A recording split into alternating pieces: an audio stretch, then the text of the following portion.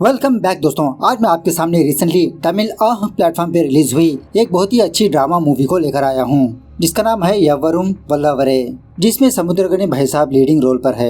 इस मूवी की कहानी ऑलमोस्ट रात में ही चलने लगती है, मतलब शाम 6 बजे स्टार्ट होकर सुबह 6 बजे खत्म होती है और इस 12 घंटे के दरमियान में काफी सारे इंसिडेंट्स पेश आने लगते हैं। डायरेक्टर भाई साहब इस मूवी के जरिए से एक बहुत ही अच्छे से मैसेजेस को देने की कोशिश की है।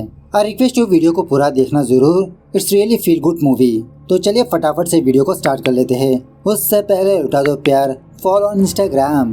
कहानी की शुरुआत में ही टीवी न्यूज चैनल में ये न्यूज चलने लगती है कि अगस्त 15 के शुभ मौके पर जेल के 100 कैदियों को रिलीज करने वाले हैं और उसी त्रिची जेल में कृष्णा नाम का एक कैदी होता है। 5 साल से पता नहीं कौन से गुनाह की सजा काट रहा होता है और अगस्त 15 के दिन कृष्णा भी रिलीज होने वाला होता है जेल से। तभी एक बंदा इस चीज को जानकर अपने बॉस दास को कॉल करके बताने लगता है कि भाई कृष्णा रिलीज होने वाला है। तो वो दास अन्नाची नाम के एक और बंदे के पास जाकर यही खबर सुनाने लगता है कि भाई कृष्णा जेल से रिलीज होने वाला है। अन्नाची कहने लगता है कि वो साला कृष्णा मेरे भाई को मारकर जेल में जाकर बैठ गया। 5 साल से मैं बदले की आग में भड़क रहा हूँ, इंतजार कर रहा हूँ कि कब वो जेल से छूटेगा, कब मैं मेरा बदला पूरा करूँ। अब जाके मुझे मौका मिला। दास तुम खुद कृष्णा को मार दो। दास कहने लगता है अरे भाई गांव में इतने बड़े बड़े लोग हैं, इसके बावजूद भी आपने मुझे ये काम सौंपा। आप फिक्र मत करिए भाई, अभी से मैं मेरे आदमियों को काम पर लगा देता हूँ। जब वो कृष्णा गांव में कदम रखेगा उसी वक्त उसका सर धड़ से अलग कर दूंगा, तभी मैं आपको फोन करके बताऊंगा। इस तरह से दास अपने आदमियों को लेकर वहाँ से जाने लगता है। दूसरे सीन में मनी नाम के एक बंदे को दिखाया जाता है जो फिलहाल किसी चाय की दुकान पर बैठकर सेल्फी लेने की कोशिश करते रहता है। उसी वक्त मनी के पास रमेश और योगी बाबू आते हैं और एक दूसरे में यही बात करने लगते हैं कि हमारी मूवी के लिए एक बड़ा सा घर चाहिए, क्या इतना बड़ा घर इस गांव में मिलेगा। सो इन दोनों की बातें मनी सुन लेता है, कहने लगता है मुझे भी बरसों से ख्वाहिश है कि मैं भी किसी मूवी में एक्टिंग करूं। आपको बस बड़ा घर चाहिए ना आपकी शूटिंग के लिए, मैं आपको दिखाता हूँ इस गांव में एक बहुत ही बड़ा अच्छा सा घर है। यह सुनने के बाद रमेश योगी से कहने लगता है कि आज के बाद से मनी भी हमारा टीम मेंबर है, हर महीना इसको 50,000 रुपए दे देंगे। तो मनी बहुत खुश होकर इन दोनों को उस बड़े वाले घर के पास ले जाने लगता है। दूसरी तरफ 2 LIC एजेंट अब्दुल नाम के एक बंदे के घर के पास आते हैं। बेगम नाम की एक औरत दरवाजा ओपन करती है।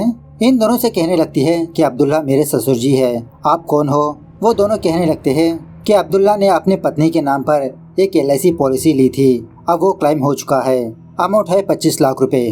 तो वो औरत कहने लगती है कि फिलहाल तो मेरे ससुर जी घर पर नहीं है, वो बाहर गए हुए हैं, आप मुझे पैसे दे दीजिए, आने के बाद मैं उनको दे दूंगी। लेकिन वो LIC एजेंट्स कहने लगते हैं नहीं नहीं, हम ये पैसे उनको ही देंगे, इट्स ए रूल, वो आने के बाद आप हमको कांटेक्ट करके बता दीजिए बस। तो वो दोनों जाने के बाद बेगम फटाफट से अपने हस्बैंड मोहम्मद को कॉल करने लगती है, लेकिन उस वक्त मोहम्मद ड्राइविंग पर होने की वजह से अपनी वाइफ का फोन पिक नहीं करता। उसी वक्त टीवी न्यूज चैनल में ये न्यूज चलने लगती है छत्तीसगढ़ में टेररिस्टों के अटैक में सेल्वम नाम का बंदा शहीद हो गया और सेल्वम को आर्मी के स्टाइल में अंत्यक्रिया किया जाएगा। तो ये खबर जानने के बाद सेल्वम के गाँव वाले बहुत दुखी होने लगते हैं। फटाफट से सारे गाँव वाले सेल्वम के घर के पास आकर तैयारियां वगैरह करने लगते हैं। सेल्वम के माँ बाप को ये खबर भी सुनाने लगते हैं और इसी तरह सेल्वम के घर के पास सेल्वम की फोटो रखकर माला चढ़ाने लगते हैं। सेल्वम का कैरेक्टर हमारे विजय सेतुपति भाई साहब ने प्ले किया। एक्चुअली यहाँ पर एक और बात यह है कि सेल्वम की बीवी का नाम होता है लक्ष्मी, जो फिलहाल प्रेग्नेंट होती है, मतलब उसकी पहली प्रेगनेंसी होती है, चेकअप के लिए दूसरे शहर गई होती है। अभी तक लक्ष्मी को ये बात पता नहीं होती। दूसरी तरफ मणि रमेश और योगी को लेकर देवदर्शनी नाम के एक बंदी के घर के पास जाता है, मतलब इनका घर बहुत ही बड़ा होता है। उसी वक्त देवदर्शनी की बेटी अरुंधति रमेश और योगी के लिए चाय लाकर देने लगती है और योगी अरुंधति को ही देखते रहता है। उसके बाद मणि देवदर्शनी को इन दोनों के बारे में बताने लगता है कि रमेश एक डायरेक्टर है और योगी बाबू एक कैमरामैन और इनको एक बड़ा सा घर चाहिए मूवी शूटिंग के लिए। तो मुझे तो आप ही का घर याद आया। देवदर्शनी को मूवीज के बारे में कुछ भी आइडिया नहीं होता। रमेश देवदर्शनी से कहने लगता है कि मैडम इस मूवी में आपका भी एक छोटा रोल है। तो तब जाके देवदर्शनी मान जाती है इसके घर में शूटिंग के लिए। दूसरी तरफ दास और उसके आदमी कृष्णा का ही इंतजार करते रहते हैं और दास का एक आदमी कृष्णा को फॉलो करते रहता है, दास को अपडेट देते रहता है कि कृष्णा कहाँ पर है, कहाँ तक पहुँचा। सो थोड़ी देर के बाद कृष्णा अपने गाँव के बस स्टॉप पर बस से उतरता है। अब ये तो अपने घर जाने वाला होता है। तो थोड़ी बहुत शॉपिंग करने लगता है, मतलब अपनी बीवी के लिए फूल खरीदता है। दास का आदमी ये सारी चीजें दास को अपडेट करते रहता है और इसी तरह दास अपने आदमियों से कहने लगता है कि सड़क के पास जब कोई भी नहीं होगा तब हम कृष्णा को मार देंगे, किसी को भी शक नहीं होगा। इस तरह से प्लानिंग करते रहते हैं। दूसरी तरफ देवदर्शिनी के हस्बैंड इलवरसु को दिखाया जाता है, जो फिलहाल किसी फंक्शन हॉल में मौजूद होता है और किसी बंदे से अपनी बेटी अरुंधति के बारे में बताते रहता है कि मेरी बेटी बहुत अच्छी लड़की है, मेरी बात को हरगिज नहीं टालती। उसी वक्त इलवरसु का पीए इलवरसु को खोपचे में बुलाकर एक शॉकिंग न्यूज बताने लगता है कि सर मुझे अभी एक न्यूज मिली है कि आपकी बेटी आज रात ड्राइवर जॉन के साथ भागने वाली है। यह सुनने के बाद इलवरसु अपने पीए पर ही गुस्सा करने लगता है कि तुम क्या बात कर रहे हो, अगर ये बात सच निकली तो पहले मैं उस जॉन को मार दूंगा, अगर झूठी निकली तो मैं तुमको मार दूंगा। इस तरह से फटाफट से ये दोनों अपने घर पर जाने लगते हैं। दूसरी तरफ सेल्वम की बीवी लक्ष्मी को दिखाया जाता है, जो शहर से अपने गांव पर आने लगती है। गांव में आने के बाद इसके घर के पास काफी सारी भीड़ को देखती है। सोचने लगती है कि इतनी सारी भीड़ यहाँ पर क्या कर रही है और सारे लोग दुखी क्यों है। तो तभी लक्ष्मी ये देखती है कि अपने हस्बैंड के फोटो पर माला चढ़ी है, तो लक्ष्मी जान लेती है कि इसका हस्बैंड शहीद हो गया। बहुत फूट फूट के रोने लगती है और इसी तरह लक्ष्मी को सेल्वम की बातें याद आने लगती है। सेल्वम ने कहा था कि अगर हमको 2 लड़के पैदा होंगे तो एक लड़का आर्मी में ज्वाइन होगा और दूसरा लड़का फार्मर बनेगा, लेकिन पहला लड़का पैदा होने से पहले ही सेल्वम शहीद हो गया। इस तरफ इलवरसु अपनी बीवी देवदर्शिनी के पास आकर यही बात पूछने लगता है कि हमारी बेटी ड्राइवर जॉन के साथ भागने वाली है, क्या तुमको ये बात पता है? देवदर्शिनी कहने लगती है कि ये बात आपको किसने बताई? नहीं, हमारी बेटी ऐसा क्यों करेगी, किसी ने आपको झूठी इन्फॉर्मेशन दी होगी। At the same time Arundhati अपने कमरे में सच में अपने ड्राइवर जॉन से फोन में बात करती रहती है। तभी इलवरसु आता हुआ देख अरुंधति अपना फोन कट करके सोने का नाटक करने लगती है। इलवरसु अपने मन ही मन ये कहने लगता है कि मुझे पता है कि तुम सोने का नाटक कर रही हो, लेकिन आज रात मैं तुम्हारा प्लान को कामयाब नहीं होने दूंगा, देखता हूँ तुम कैसे भागती हो। तो इलवरसु जाने के बाद अरुंधति भी अपने मन ही मन यही कहने लगती है कि अगर आज मैं नहीं भागी तो आपकी बेटी ही नहीं। दूसरी तरफ जब मोहम्मद वापस अपने घर पर आता है तो इसकी बीवी वही सारी बात बताने लगती है कि LIC पॉलिसी वाले आए थे, आपके पापा के बारे में पूछ रहे थे, 25 लाख मिले हैं आपके पापा को। मोहम्मद अपने बीवी को डांटने लगता है कि तुमने ही खामाखा मेरे पापा को अनाप शनाप भक दिया, जिसकी वजह से मेरे पापा पता नहीं कहां पर चले गए। घर से गए हुए 4 दिन हो गए, अभी तक उनका कोई अता पता नहीं है। रुको मैं चचा के घर पर जाकर आता हूँ, देखकर आता हूँ वहाँ पर होते हैं या नहीं। इस तरह से मोहम्मद अपने चचा के घर के पास जाकर अपने पापा के बारे में पूछने लगता है। इसका चचा यही कहने लगता है, नहीं बेटा तुम्हारे पापा यहाँ पर नहीं आए। इसी दरमियान में एक बंदा मोहम्मद को कॉल करके ये बताने लगता है कि आपके पापा का नाम अब्दुल है ना, आपके पापा हॉस्पिटल में एडमिट है, किसी जगह पर चकराकर गिर गए थे। तो मोहम्मद यही बात अपने चचा को बोलने पर इसके चचा की फैमिली भी उस हॉस्पिटल पर जाने लगते हैं। दूसरी तरफ इलवरसु पांडे नाम के एक लोकल गुंडे को बुलाकर कहने लगता है कि आज रात मेरी बेटी मेरे ड्राइवर जॉन के साथ भागने वाली है, आज रात तुम अपने आदमियों के साथ गेट के पास पहरेदारी करो, जब जॉन मेरे घर में घुसने वाला होता है तब मुझे कॉल करके बुलाओ, मैं उस जॉन को मेरी बेटी के आंखों के सामने ही मार दूंगा। पांडे कहने लगता है, अरे भाई आप फिक्र मत करो, आपके लिए मैं कुछ भी करूंगा, आपकी चड्डी उतरना मैं नंगा होना एक ही बात है। इलवरसु कहने लगता है, अगर मेरी बेटी उस ड्राइवर के साथ भाग गई तो इस गांव में मेरी इज्जत ही नहीं रहेगी, लोग मेरे बारे में क्या सोचेंगे, नहीं ऐसा नहीं होना चाहिए। दूसरी तरफ अरुंधति जॉन को कॉल करके ये बात बताने लगती है कि आज रात हम दोनों को किसी भी तरह से भागना ही होगा। जॉन कहने लगता है कि आज नहीं अरुंधति, हम किसी और दिन प्लान करेंगे, मुझे लगता है कि आज का दिन ठीक नहीं है।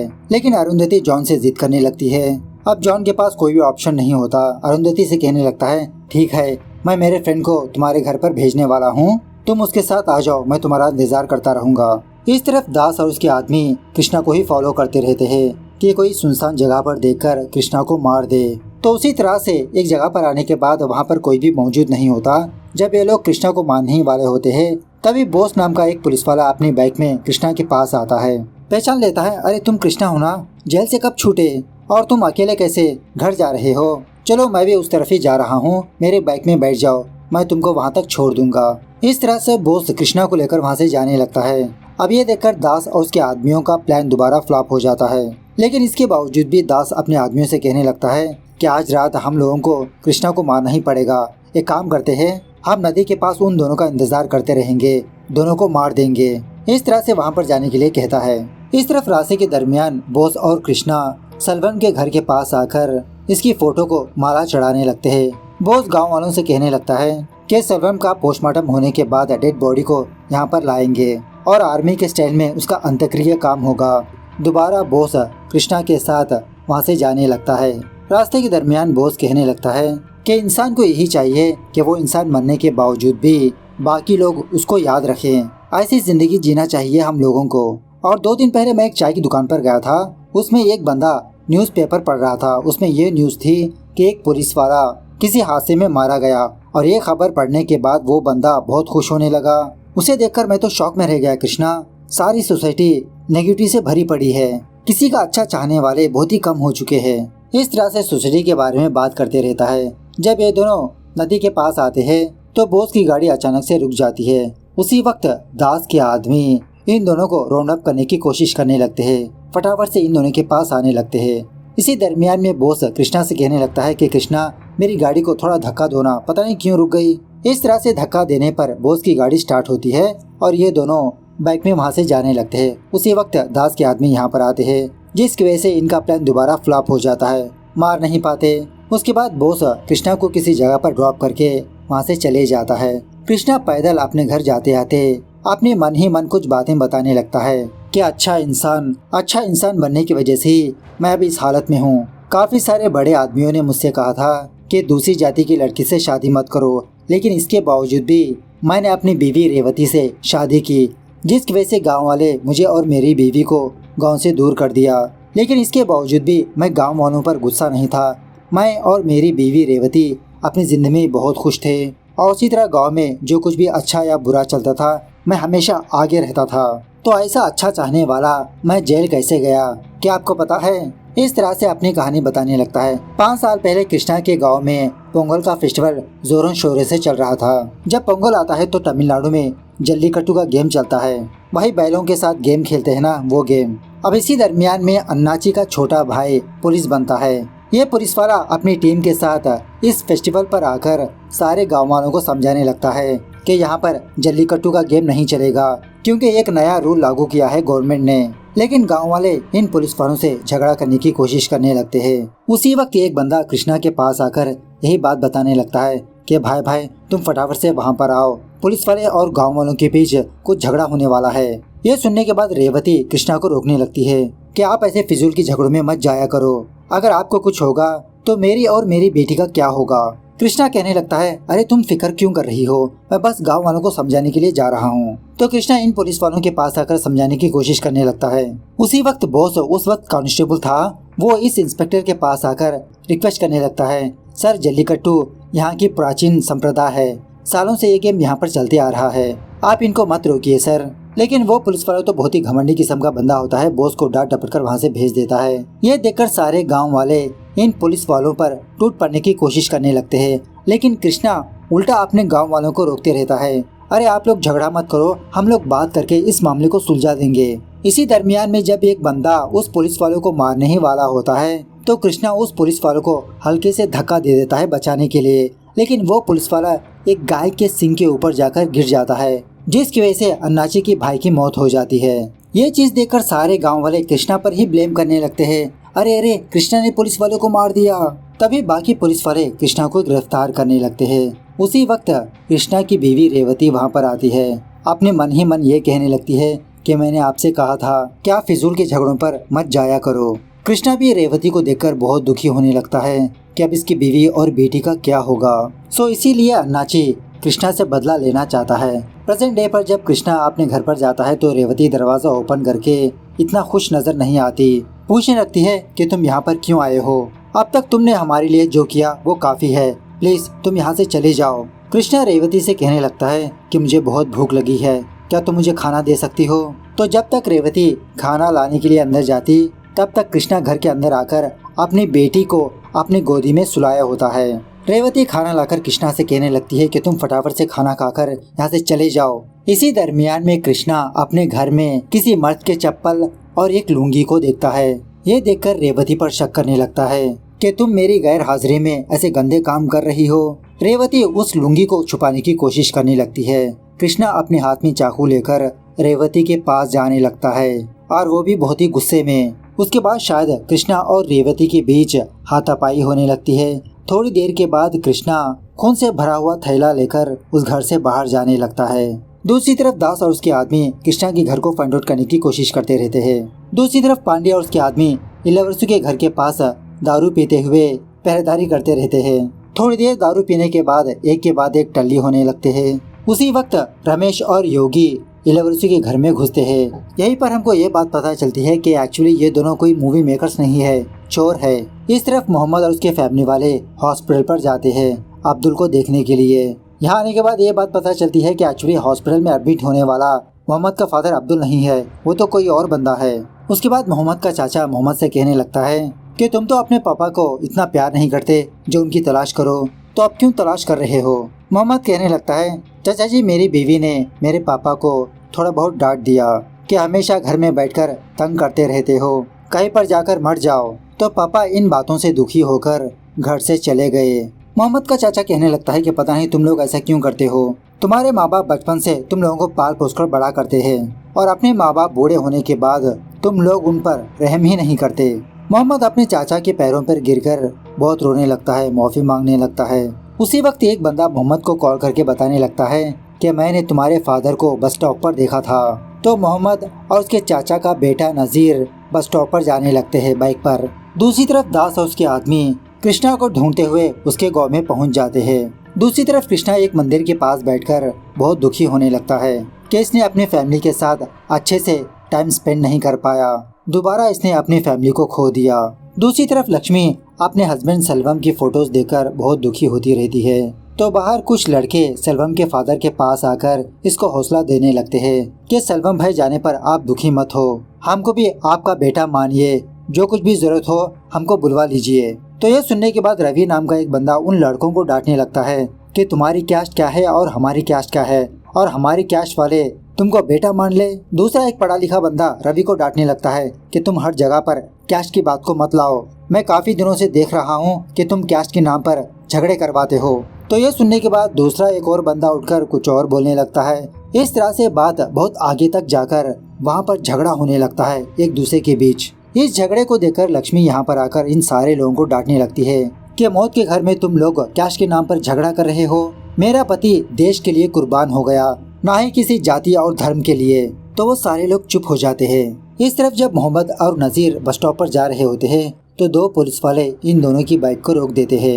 ये दोनों पुलिस वालों को समझाने लगते हैं कि सर मेरे पापा बस स्टॉप पर है, मैं उन्हीं को लेने के लिए जा रहा हूँ। लेकिन इसके बावजूद भी ये पुलिस वाले इन दोनों की बातों पर यकीन नहीं करते। तो फाइनली मोहम्मद पुलिस वालों से कहने लगता है कि सर ये मेरा भाई नजीर है, आप इसको अपने पास रख लीजिए, मैं अपने पापा को लेकर आता हूँ। इस तरफ रमेश और योगी इलावरसु के घर में क्या चोरी करे यही ढूंढते रहते हैं। इसी दरमियान में अरुंधति इन दोनों को देख लेती है और इनके हाथ में पैसों की बैग थमाकर कहने लगती है तुम जॉन के फ्रेंड्स हो ना, मुझे लेने के लिए आए हो। तो मौका देखकर रमेश कहने लगता है हाँ हम जॉन के फ्रेंड्स हैं। इस तरह से अरुंधति इन दोनों के साथ अपने घर से बाहर भागने लगती है।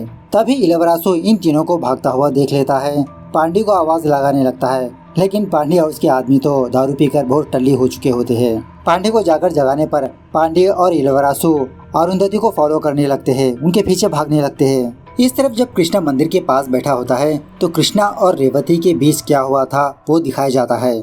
जब कृष्णा रेवती के ऊपर शक करते हुए उस कमरे में जाने लगता है, एक्चुअली उस कमरे में किसी की डेड बॉडी होती है। ये देखकर कृष्णा के तो होश ही उड़ जाते हैं। बात यह है कि हर रात अन्नाची रेवती के घर के पास आकर इसको तंग किया करता था, और इसी तरह आज रात जब आया था तो रेवती ने अन्नाची को मार दिया। उसी वक्त कृष्णा दरवाजा खटखटाने पर रेवती अन्नाची की डेड बॉडी को कमरे में छुपा दिया। ये सुनने के बाद कृष्णा रेवती से कहने लगता है कि रेवती ये इल्जाम मैं अपने ऊपर ले लूंगा, तुम अपना और हमारी बेटी का ख्याल रखना। इस तरह से रेवती को हौसला देकर कृष्णा अन्नाची का सर काटकर एक थैले में बंद करके पुलिस स्टेशन पर जाने लगता है सरेंडर होने के लिए, लेकिन मंदिर के पास आकर बैठ जाता है थोड़ा दुखी होते हुए। खैर प्रेजेंट डे पर दास और उसके आदमी कृष्णा को फाइंड आउट कर लेते हैं। जब कृष्णा की ओर आगे बढ़ने ही वाले होते हैं तभी उसी रास्ते से रमेश, योगी, अरुंधति, इलावरसु, पांडे ये सारे लोग गुजरने लगते हैं। इन लोगों को देखकर दास और उसके आदमी दोबारा छुपने लगते हैं, लेकिन वो लोग जाने के बाद कृष्णा उस कटे हुए सर के साथ पुलिस स्टेशन पर जाने लगता है। इसी मौके का फायदा उठाकर दास और उसके आदमी फटाफट से कृष्णा के पास जाकर इसके पेट में स्टैब कर देते हैं। लेकिन बाद में ये बात पता चलती है कि एक्चुअली वो तो कृष्णा नहीं है, वो तो मोहम्मद होता है। मतलब मोहम्मद वहाँ से गुजर रहा था और अंधेरे में इन लोगों ने चेहरा नहीं देखा। उसी वक्त एक बस वहाँ से गुजरने लगती है तो वो सारे लोग भाग जाते हैं। उस बस में के लोग मोहम्मद को जख्मी हालत में देखकर ड्राइवर पर इल्जाम डालने लगते हैं कि तुमने उस बंदे को मार दिया। अरे चलो सारे लोग उतरो, देखते हैं कौन मरा। तो इसी दरमियान में वो ड्राइवर और कंडक्टर वहाँ से भाग निकलते हैं। मोहम्मद को जख्मी हालत में देखकर कृष्णा वहाँ पर आकर उस बस को ड्राइव करते हुए हॉस्पिटल पर जाने लगता है। दूसरी तरफ अरुंधति जॉन से मुलाकात करने लगती है और वहीं पर जॉन के वो दो दोस्त होते हैं। इन दोनों को देखकर अरुंधति सवाल करने लगती है, अगर ये दोनों तुम्हारे दोस्त है तो मेरी बैग लेकर भागने वाले वो दोनों कौन थे। उसी रास्ते से वो बस गुजरने लगती है। अरुंधति और जॉन और उसके दो दोस्त इस बस को रोकने की कोशिश करने लगते हैं, लेकिन कृष्णा इस बस को नहीं रोकता। एट द सेम टाइम दूसरी तरफ रमेश और योगी उस पैसों वाली बैग को लेकर सड़क के पास आने लगते हैं और इलवरासु इन दोनों को फॉलो करते रहता है। इन दोनों को पकड़ने की कोशिश करने लगता है कि बेटी तो गई हाथ से, एटलीस्ट मेरे पैसे तो हासिल कर लूं। इस तरह से रमेश और योगी उस बस में चढ़ जाते हैं तो इलवरासु अपनी बैग को खींचने की कोशिश करने लगता है। इसी दरमियान में इन दोनों के हाथ से वो पैसों वाली बैग उड़ जाती है। एक छोटा सा ट्रक वहाँ से गुजरते रहता है, उस ट्रक के अंदर ये बैग गिर जाती है। किसी के भी हाथ नहीं लगती वो बैग। उसी वक्त आर्मी वाले सेल्वम की लाश को गांव में लाने लगते हैं, पोस्टमार्टम हो चुका होता है। दूसरी तरफ दास अन्नाची को कॉल करने लगता है, लेकिन अन्नाची का फोन तो एक थैले में रिंग होते रहता है। मतलब कृष्णा ने मोहम्मद की जान को बचाने के लिए वो थैला वहीं पर छोड़ दिया होता है। जब दास और उसके आदमी उस थैले को चेक करने के लिए जाते हैं तो उसी रास्ते से पुलिस वाले गुजरते हुए इन लोगों को देखकर शक के बलबूते पर इन सारे लोगों को गिरफ्तार करने लगते हैं। उसके बाद सीन कुछ दिनों बाद शिफ्ट होता है, जहाँ पर कृष्णा अपने फैमिली के साथ बहुत ही खुश होता है खेती बाड़ी करते हुए। और उसी तरह मोहम्मद और नज़ीर को भी दिखाया जाता है। एक्चुअली मूवी के दरमियान में मोहम्मद के फादर को दिखाया था जो कब का बस स्टैंड पर मर चुका होता है। मोहम्मद अपने फादर के नाम पर कुछ गरीबों को खाना बांटते रहता है। इस तरह से ये मूवी यहाँ पर दी एंड होती है। सच में इस मूवी में सोसाइटी की रियलिटी को दिखाया गया है। कृष्णा बेचारा जो दूसरे की जान को बचाने की कोशिश कर रहा था वो खुद जेल की सजा काटने लगा, अपने फैमिली से 5 साल तक दूर रहा। और इसी तरह मोहम्मद और उसकी बीवी ने अपने पापा को घर से दफा कर दिया। लेकिन जब ये बात पता चली कि पैसे आने वाले हैं तो मोहम्मद अपने फादर को ढूंढने लगा, दर बदर भटकने लगा। खैर मूवी कैसे लगी कमेंट करके बताना जरूर। मिलते हैं अगली वीडियो में, तब तक take care, bye bye, see you soon.